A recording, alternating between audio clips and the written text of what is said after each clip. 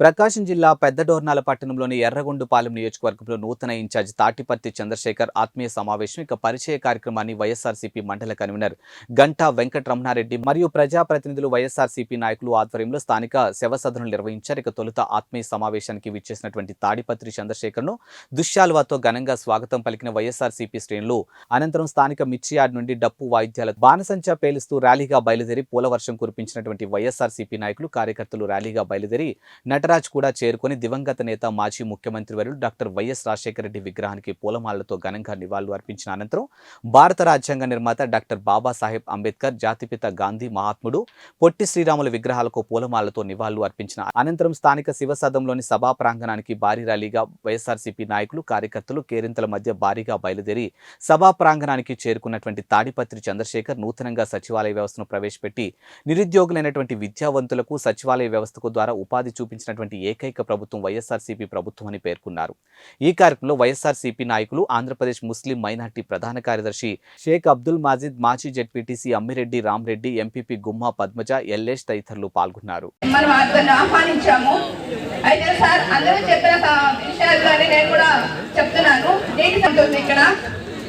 So ప్రకాశం district లో అన్ని వెనకబడిన మండలాల్లో డోర్నాల మండలం ఒకటిగా గుర్తించి మేము మాకు నీటి సమస్యలు తీరిస్తే మీరు భారీ మేరకు మేము గట్టిస్తామన్నాం. మీకు మా యొక్క పూర్తి సలహాలు, సహాయ సహకారాలు మీకు అందిస్తున్నాం సార్. అలాగే సార్ మళ్ళా నేను ఒకటి రిక్వెస్ట్ చేస్తున్నాను సార్, మా సర్పంచులందరితో కూడా ఒక సమావేశాన్ని ఏర్పాటు చేసి మాకున్న సమస్యలు కూడా మీరు తెలుసుకొని మరి అది కూడా క్లియర్ చేసి మాకు ఒక సంతోషకరమైన విషయానికి అందిస్తారని నమ్ముతూ ఈ అవకాశం ఇచ్చిన వారికి ధన్యవాదాలు తెలుపుకుంటున్నాను. నీళ్ళ సమస్యను తీరుస్తే మిమ్మల్ని అఖండ మెజారిటీతో మేమందరం తరపున వాళ్ళందరి తరపున కూడా కోరుకునేది ఏంటంటే ప్రజలు కూడా నీళ్ళు లేక అల్లాడిపోతున్నారు. సాధించి మనందరం కూడా కలిసికట్టుగా ఆయన విజయం కోసం ఎంతో కృషి చేసి మనందరం కూడా రాబోయే 2024 ఎన్నికల్లో ఘన విజయం సాధించాలని మనందరం కూడా కోరుకుంటూ ఈ నాయకులకు అందరికీ కూడా మనం తెలియజేసుకొని మనందరం కూడా మన పార్టీ కోసం కృషి చేసి ఎన్ని సమస్యలు ఉన్నా పక్కన పెట్టి మన పార్టీ మనకు ముఖ్యం, మనందరం కూడా కలిసికట్టుగా పనిచేసి మన ముఖ్యమంత్రి జగన్మోహన్ రెడ్డి గారిని, అలాగే మన ఎర్రగొండపాలెం నియోజకవర్గం ఎమ్మెల్యే అభ్యర్థి తాడిపత్రి చంద్రశేఖర్ గారిని ఘన విజయం సాధించేలాగా, అలాగే మన వైఎస్ఆర్ కాంగ్రెస్ పార్టీ జెండా ఎగరవేసే విధంగా కూడా మనందరం రాబోయే ఎన్నికలలో అందరం కూడా కృషి చేసి వైఎస్ఆర్ కాంగ్రెస్ పార్టీ జెండా ఎగరవేసే విధంగా మనకి గ్రౌండ్ వాటర్ సమస్య, మీరు 5 మండలాల్లో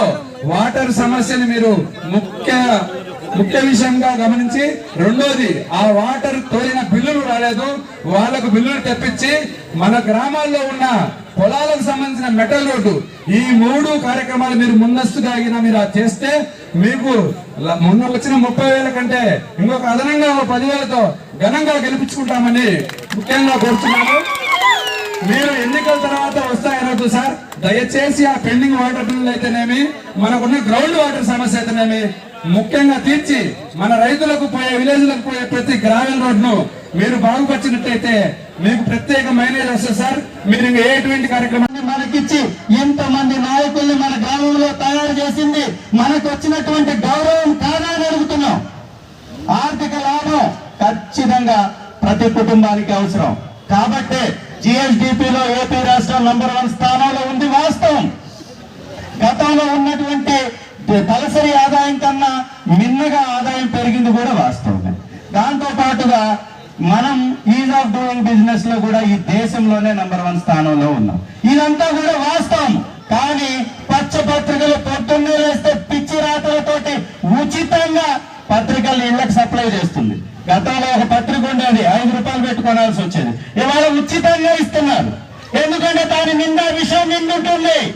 దానిలో రాసే రాతలు అన్ని కొంతమంది వ్యక్తిగత స్వార్థం కోసం ఉంటుంది. గతంలో నాయకులు పార్టీని అడ్డం పెట్టుకొని నీరు, చెట్టు, మట్టి అని చెప్పేసి ఇష్టానుసారంగా దోచుకున్నారు. ఇప్పుడు మన పార్టీలో అవకాశం లేదు. దాన్ని రుచిగా చూపించుకొని గతంలో నేను ఇలా దోచుకున్నాం, మీరు కూడా దోచుకోండి అని మన నాయకుల్ని రెచ్చగొట్టేటటువంటి ప్రయత్నం చేస్తా ఉన్నారు. ఇవన్నీ కూడా ప్రజలకి కావలసినటువంటి మంచి చేస్తున్నప్పుడు ఇవన్నీ కూడా మనకే మళ్ళీ తిరిగి మన అకౌంట్లలోకి మళ్ళీ వస్తున్నప్పుడు మనం కూడా అర్థం చేసుకోవాల్సినటువంటి అవసరం ఉంది. 4,70,000 కోట్ల రూపాయల డబ్బుని మన మధ్యలో, మన ఇంటి దగ్గరికి, మన గడప దగ్గరికి, మన ఊరి మధ్యలోకి వ్యవస్థలన్నిటిని తీసుకొచ్చి పెట్టింది ఎవరయ్యా? దివంగత మహానేత రాజశేఖర్ రెడ్డి గారి బిడ్డ కాదా అని అడుగుతున్నా. ఒక్కటంటే ఒక్క పెన్షన్ 1000 రూపాయలు ఇచ్చాడు చంద్రబాబు నాయుడు. 1000 రూపాయలు ఇచ్చి డబ్బా కొట్టుకున్నటువంటి డబ్బా రాయుళ్ళని మనం సపోర్ట్ చేద్దామా? వారి వాదనని నిజం చేద్దామా? రాష్ట్ర వ్యాప్తంగా 35 లక్షల మందికి గతంలో పెన్షన్దారులు ఉంటే ఇవాళ ఎంతమంది? 68 లక్షల మంది పెన్షన్దారులు ఉన్నటువంటి రాష్ట్రం మన రాష్ట్రం. ఇది ఎవరు కాదనలేనటువంటి నిజమైనటువంటి సత్యం. ఇదంతా కూడా మనకు వచ్చినటువంటి లబ్ధి కాదా? దానితో పాటుగా ఇక్కడ బిడ్డలు సచివాలయాల్లో చిన్నపాటి ఉద్యోగాలు 5,000 రూపాయలతోటే మొదలైంది. వాస్తవమే. ఆ 5,000 ఉద్యోగాలు ఏదైతే ఉన్నాయో ఒక్కరు ఖాళీ అయితే 4 దరఖాస్తు చేసుకుంది. వాస్తవం కాదా? వాస్తవమా కాదా? మనం గమనించాలి. 5,000